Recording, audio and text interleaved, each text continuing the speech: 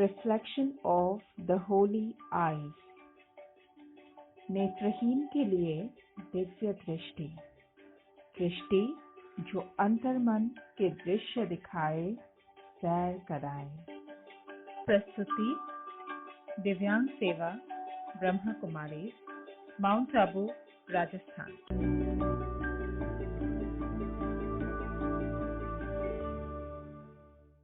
ओम शांति। Reflection of the holy eyes program में आप सभी का स्वागत है।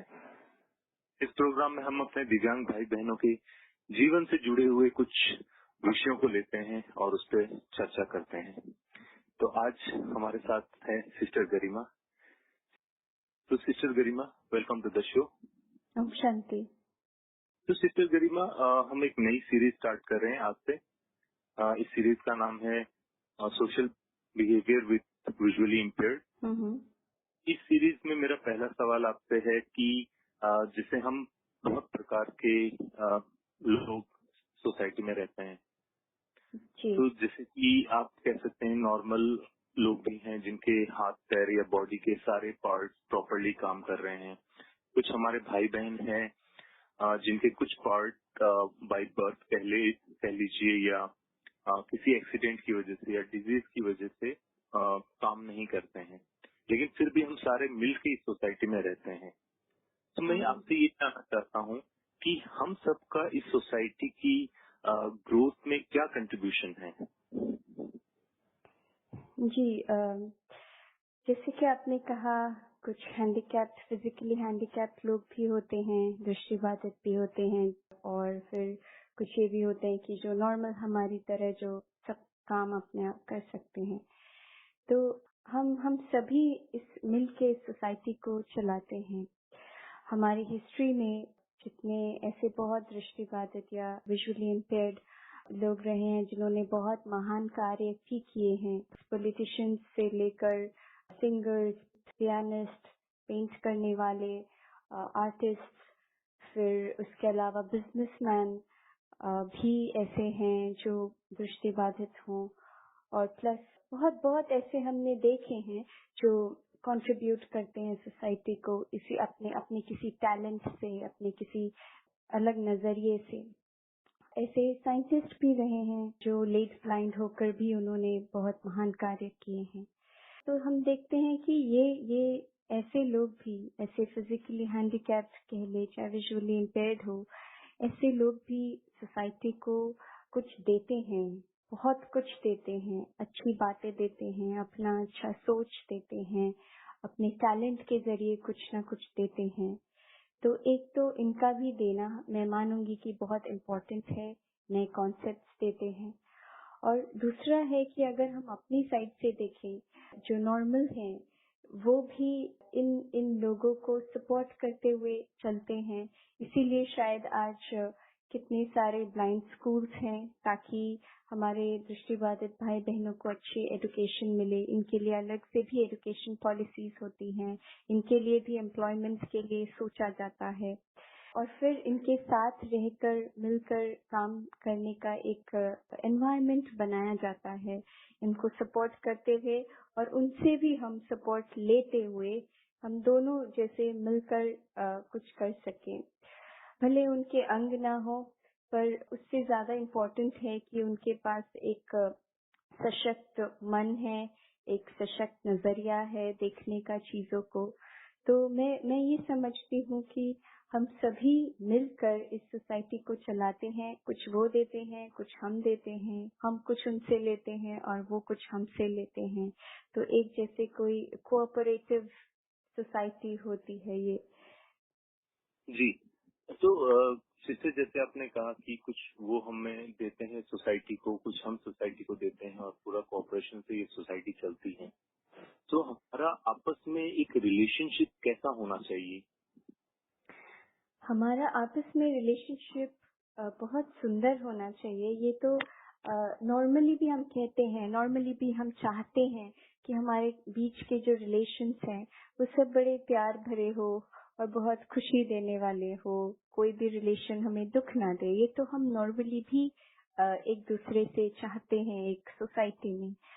और इनके साथ स्पेशली जैसे ये हमारे दृष्टिबाधित भाई बहनें हैं, उनके साथ तो हमारा रिलेशनशिप और भी अच्छा होना चाहिए, और भी मैं समझती हूँ एक सहयोगी रिलेशनशिप होना चाहिए। प्यार के अलावा एक सहयोग देने की भावना होनी चाहिए उनके प्रति, ताकि उन्हें ऐसा लगे कि एक जो इन्हें एनवायरनमेंट मिल रहा है उसमें ये अपने आप को ग्रो कर सकते हैं। उन्हें किसी बात की कमी फील ना हो कि क्योंकि मुझ में कमी है तो शायद कोई लोग हमें एक्सेप्ट करे ना करे, तो उस बात की कमी फील ना हो।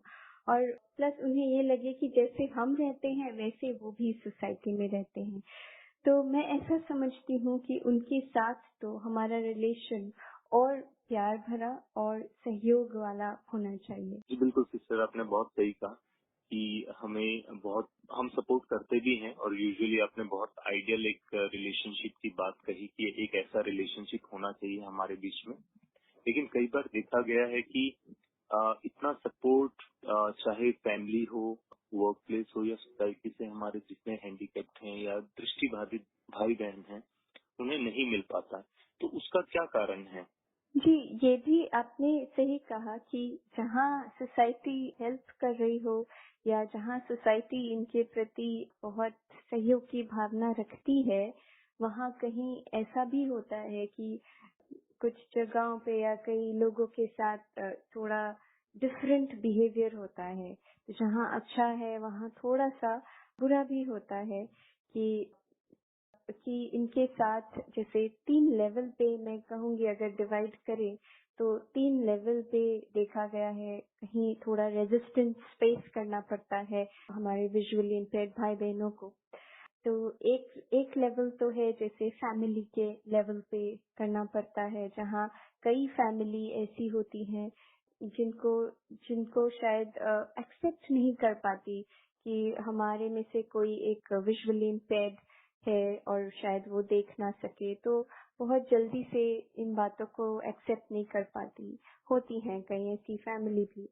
और फिर एक वर्क प्लेस लेवल पे या हम कह लिए स्कूल कॉलेजेस या यूनिवर्सिटी लेवल पे भी होता है कहीं, जहाँ स्टूडेंट्स के बीच में अपने फ्रेंड्स या कोलीग्स के बीच में इनकी क्रेडिबिलिटी पे थोड़े क्वेश्चंस उठते हों, या इनको प्रॉपर्ली काम करने का मौका या अपॉर्चुनिटी नहीं दी जाती हो जितनी नॉर्मल लोगों को दी जाती है, तो वो भी हो सकता है। और थर्ड हम आए तो ऑन ए जनरल लेवल एक पूरे सोसाइटी के लेवल से भी हो सकता है इन्हें कुछ रेजिस्टेंस मिलता हो, मे बी उतना सहयोग नहीं मिलता हो, कहीं कोई मजाक भी उड़ाते होंगे, कहीं कोई कुछ और अपशब्द भी बोल देते होंगे। तो ऐसा भी होता है, क्योंकि जैसे कहा गया है कि सारी दुनिया तो एक तरह से नहीं चलती है, और इसमें सभी कुछ मैं कहूँगी गोल्ड नहीं है, कहीं तो लोहा भी मिल जाता है। तो ऐसे भी भावनाओं के साथ सोसाइटी में हम रहते हैं और रहना भी होता है, तो उन्हें फेस भी करना होता है इस रेजिस्टेंस को। तो यही बातें हैं। तो शायद जो आज इस सीरीज में हमने टॉपिक लिया है उस पे हम कुछ चर्चा कर सकते हैं।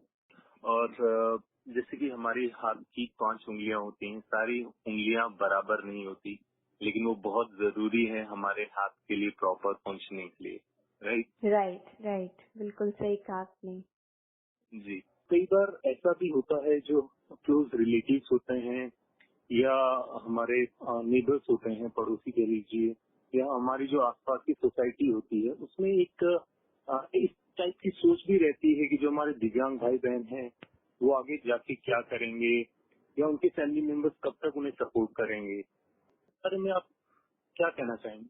जी, ये जो अभी हमने लास्ट क्वेश्चन में कहा था कि एक सोसाइटी के लेवल से भी कभी कभी रेजिस्टेंस आते हैं लोगों को, तो वो रेजिस्टेंस जो है वो इसी प्रकार से आते हैं।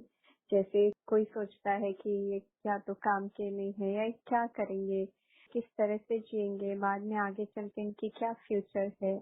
तो उस रेजिस्टेंस के बेसिस पे भी कभी कभी लोग उन्हें कुछ अपशब्द भी बोल सकते हैं, या कभी कुछ सुना भी देते हैं, या कभी खुद ही के क्यूरियोसिटी से वो कुछ भी बोल देते हैं जो शायद हमारे दिव्यांग भाई बहनों को कहीं चुभ जाए या कहीं लग जाए, ऐसा भी उन्हें फेस करना पड़ता है कहीं कहीं वातावरण।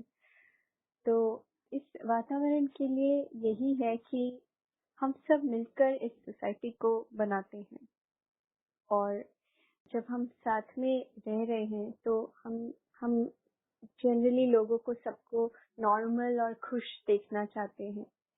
तो जब आसपास के लोग या नेबर्स या कोई भी कम्युनिटी वाले, या जब दिखता है कि कोई थोड़ा डिफरेंट हो गया है, उनकी आंखों की दृष्टि चली गई हो या कुछ हो गई हो, सबसे पहले उसकी कमी पर नजर जाती है कि इसमें ये चीज की कमी है। और कमी को देखते हुए फिर उनके ही मन में कुछ संशय, कुछ डाउट्स क्रिएट होने लगते हैं। क्योंकि कमी आई तो उस कमी के साथ फिर देखा जाता है कि वो क्या कर सकेंगे क्या नहीं। तो वो कैपेबिलिटीज कहीं लिमिटेड हो गई हो तो उस पे ज्यादा चर्चा होने लगती है कि इस लिमिटेड कैपेबिलिटी के साथ क्या कर पाएंगे आगे। और फिर उस कमी को देखते देखते देखते फिर हमें लगता है कि नॉर्मल लोगों की तरह तो ये कंट्रीब्यूशन नहीं कर पाएंगे, और फिर उस कंट्रीब्यूशन नहीं कर पाने के उस डर से कि ये क्या कर पाएंगे, एक मन में एक संशय भी आता है, तो मन में एक चिंता भी आती है, एक टेंशन भी बनता है और एक डर भी आता है कि ऐसे लोग क्या कर पाएंगे। तो उस चीज को देखते हुए सबसे पहले जो मन में कमी की भावना आई, उससे बहुत सारी बातें भी निकल आती है, और फिर शायद उन्हें कुछ बोल दिया जाए या उन्हें कुछ कह दिया जाए जो हर्ट कर जाए उन्हें।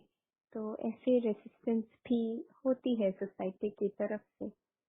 जी सिस्टर, मैं आपके साथ एक इंसिडेंट शेयर करना चाहूंगा जो हमारे सामने आया था पास्ट में। कई बार क्या होता है, जो हमारे दिव्यांग भाई बहन हैं, तो उनके जो नेबर्स होते हैं या कह लीजिए क्लोज रिलेटिव या कम्युनिटी में से कोई ना कोई उन्हें आके ये कह देता है कि अब आप आगे जीवन कैसे जियोगे, या आपकी फैमिली कैसे आपको पूरी लाइफ सपोर्ट कर पाएगी, तो आप सुसाइड क्यों नहीं कर लेते या यहाँ से चले क्यों नहीं जाते। तो ऐसी चीजें भी सामने आती हैं, तो इनके बारे में आप क्या कहना चाहोगे? जी, ये किसी को कह देना कि वो सुसाइड क्यों नहीं कर लेते, ये तो जैसे कि हम में से हमारी सोसाइटी में बहुत लोग बीमार भी पड़ते हैं ना, ओल्ड एज भी होता है, और नहीं तो आजकल तो यूथ भी एक्सीडेंट में या किसी भी तरीके से कुछ डिसेबिलिटी भी आ जाती है। पर अगर वो एक अच्छा व्यक्ति हो, एक नामी ग्रामी व्यक्ति हो, तो उसे कभी जाके कोई ये नहीं कहेगा कि आपको मार दिया जाए, बल्कि उसकी तो और सेवा की जाती है कि ये ठीक हो जाए, या उसके लिए सारे तरीके के साधन दिए जाते हैं कि वो रिकवर हो सके। तो वो भी एक क्वेश्चन आता है कि जब हम सोच रहे हैं, हम ऊंचा तो सोचते जा रहे हैं, मतलब जो अच्छी चीजें हैं उसमें हम बेस्ट की तरफ देखते हैं, और अगर किसी ने वो बेस्ट किया तो उसे अप्रिशिएट भी करते हैं। और कहीं अगर वो बेस्ट से नीचे आ रहा है पर वो हमारा बहुत प्यारा व्यक्ति है, तो हम उसे और भी ज्यादा ध्यान रखते हैं। तो जब हम किसी थर्ड पर्सन को देख रहे हैं तो हम उस प्यार से, उस प्यार की भावना से, उस केयरिंग भावना से, अगर उस रहम की भावना से किसी को देखे, तो शायद ये सब मन में कभी आएगा ही नहीं। तो इस टाइप की भावनाएं तभी आती हैं जब हम थर्ड पर्सन को सिर्फ उसकी कमियों के बेसिस पे जज करते हैं, और सिर्फ उसको एक डिसेबल्ड व्यक्ति की तरह, एक ऐसी व्यक्ति की तरह देखते हैं जो कुछ कंट्रीब्यूट नहीं कर पाए, जो सिर्फ परेशानी कंट्रीब्यूट करते हैं। तो उससे ये भी होता है कि जो सामने वाला व्यक्ति है वो भी डीमोटिवेट हो जाता है, उसे भी लगता है कि शायद वे कुछ काम का नहीं।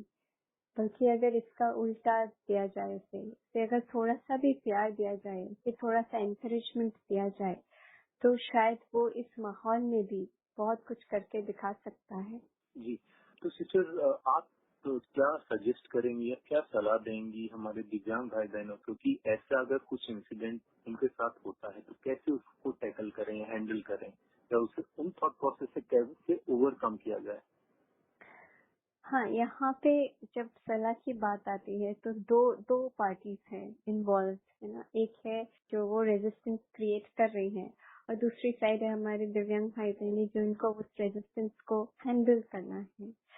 और इसमें अगर आप देखोगे तो सबसे पहले जो पार्टी दे रही है अभी, वो हम जिसे इन जनरल बोलेंगे सोसाइटी है जो हम ही से बनी है। तो उस पार्टी के लिए ये बहुत जरूरी है कि वो शरीर की डिसेबिलिटी के आगे सोचे, वो उसके बियॉन्ड जाए और ये देखे कि सिर्फ शरीर के अंग ना होने से व्यक्ति बिल्कुल डिसेबल्ड नहीं है, ऐसा नहीं है वो कुछ कर नहीं सकता। बट एक और पर्सपेक्टिव लेके देखे कि नहीं, वो भी हमारे जैसा ही है और हम जैसे शरीर के अंदर एक शक्ति है, एक आत्मिक शक्ति अलग से हमारे अंदर है, तो वही आत्मिक शक्ति बाकियों में भी है। तो अगर हम अपने मन बुद्धि को बहुत सशक्त बना के रखें तो सब एक जैसे ही काम कर सकते हैं। और इसके एग्जाम्पल्स हमने पहले भी बहुत डिस्कस किए थे कि ऐसे बहुत एग्जाम्पल्स हैं जहाँ दिव्यांग भाई बहनों ने भी बहुत अच्छा काम किया है। तो इसका मतलब सिर्फ यही है कि सोसाइटी का जो नजरिया है वो instead of looking at the faults, कमियों को देखने के बजाय और कमी पे ज्यादा फोकस करने के बजाय अगर हम थोड़ा सा अपने आप को रहम दिल बनाकर एक एनवायरनमेंट क्रिएट करें तो वो एक ग्रोइंग एनवायरनमेंट बन सकता है, एक नर्चरिंग, एक हीलिंग एनवायरनमेंट बन सकता है। तो ये तो हो गई देने वाले की बात। पर जब लेने वाले की बात आती है, जहाँ हमारे दिव्यांग भाई बहन खुद इन्वॉल्व हैं, जो वहाँ की बात आती है, तो वो ये एक्सपेक्ट नहीं कर सकते कि क्योंकि एक बात सुन के या कुछ एक इंसिडेंट हो जाए तो सोसाइटी चेंज हो जाए या वो सोसाइटी को चेंज कर ले। वो ऐसे एक झटके में नहीं हो सकता और न ही वो एक्सपेक्ट करना सही है, क्योंकि कोई पर्सन दूसरे से चेंज एक्सपेक्ट करने से पहले खुद में हम चेंज करें तो ज्यादा अच्छा है। तो उनके लिए मैं यही कहूंगी कि इन सब बातों को ज्यादा अपने अंदर समाये ना, वो उनको बहुत ज्यादा अंदर दिल पे ना ले, क्योंकि जाहिर सी बात है दुख होता है या कुछ एक हर्ट की फीलिंग होती है, लेकिन हमें अपने आप को ऐसा बना लेना है कि हम इन सब बातों को सुनते हुए भी ना सुने। जैसे कहते हैं ना, हियर नो इविल, कुछ बुरा मत देखो, बुरा मत सुनो। तो बुरा नहीं सुनना है हमें, वो बुरी चीज है। तो अगर हम देखे रास्ते में डस्टबिन भी होगा तो हम उसके सामने जाके खड़े नहीं होते, देखते नहीं है कि लोग क्या फेंक रहे हैं उसमें, कौन सा कूड़ा फेंक रहे हैं, नहीं। तो वैसे ही हमें भी जब कोई हमें कुछ बोल रहा है इस प्रकार से, तो हम इस अंदर से इतनी ताकत अपने अंदर भर ले कि वो जो चीज है वो हम उससे ले ही ना, वो जो बुरी चीज आ रही है मेरे पास या वो बात जो हर्ट देने वाली आ रही है, जो दुख देने वाली आ रही है, उसको हम बाहर से ही वापस विदा कर दें। या ठीक है उन्होंने कहा, पर मुझे इससे दूर रहना है, तो मैं थोड़ा सा उसे इग्नोर करूं और अपने आगे बढ़ते जाए लाइफ में। अपने आप को डीमोटिवेट करना या मोटिवेट करना अपने ऊपर निर्भर करता है, तो हम उसको अपनी चीज बनाएं। दूसरों से लेना ये हमारे लिए शोभा नहीं देता, तो वो हम खुद से अंदर से लेकर आए। तो एक तो ये कर सकते हैं, और दूसरा कि अगर उन्हें थोड़ी हिम्मत है तो बड़े प्यार से आप लोगों को बोल सकते हैं या उन्हें समझा सकते हैं कि हाँ, हम में कुछ कमी है और शायद हम भी कुछ अच्छा करके दिखा सकते हैं, या बड़े प्यार से उन्हें दिखाएं कि ये एक्सेप्ट करें कि हाँ है, कमी है, पर हम भी बहुत अच्छा कर सकते हैं, शायद हम भी बहुत कुछ कंट्रीब्यूट कर सकते हैं। तो दो तरीके हैं चीज को हैंडल करने की, कि या तो खुद इग्नोर करके उस बात को थोड़ा सा अवॉइड करके और अपनी लाइफ में मस्त रहें, अपने आप को मस्त बना लें और अपने अच्छे कामों में फोकस करें। और दूसरी चीज है कि अगर हम थोड़ा सा उन्हें प्यार से बोल सकते हैं, अगर हमें इतनी हिम्मत आ गई है तो हम जरूर उन्हें प्यार से समझाएं इस बात को। बिल्कुल सिस्टर गरिमा, आपने बहुत सही कहा कि ये सोसाइटी की जो सोच है वो बदलनी बहुत जरूरी है हमारे दिव्यांग भाई बहनों के प्रति। और एक बहुत अच्छा एग्जाम्पल, बहुत रिनाउंड साइंटिस्ट हैं स्टीवन हॉकिंस, जो कि हैंडीकैप्ड हैं, लेकिन उनका दिमाग बहुत तेज चलता है, जो कि नॉर्मली लोगों से भी बहुत तेज है। और उन्होंने बहुत सारे रिसर्च वर्क भी किए हैं, जो कि गिफ्ट है हमारी सोसाइटी या वर्ल्ड के लिए। तो हमारे दिव्यांग भाई बहन भी कैपेबल है वो सारा कुछ करने के लिए। और कई बार ऐसा होता है कि हमें सपोर्ट नहीं मिलता और कई बार बहुत ज्यादा सपोर्ट भी मिलता है, तो डिमोटिवेट होने की कोई बात नहीं है। रात के बाद दिन आता है और जैसे इस एपिसोड में हमने सोसाइटी की के ऊपर चर्चा की, अगले एपिसोड में हम फैमिली और वर्क प्लेस के ऊपर चर्चा करेंगे इन डिटेल। तो सिस्टर गरिमा, बहुत बहुत धन्यवाद आपका इस एपिसोड में हमारा साथ देने के लिए। ओम शांति। ओम शांति।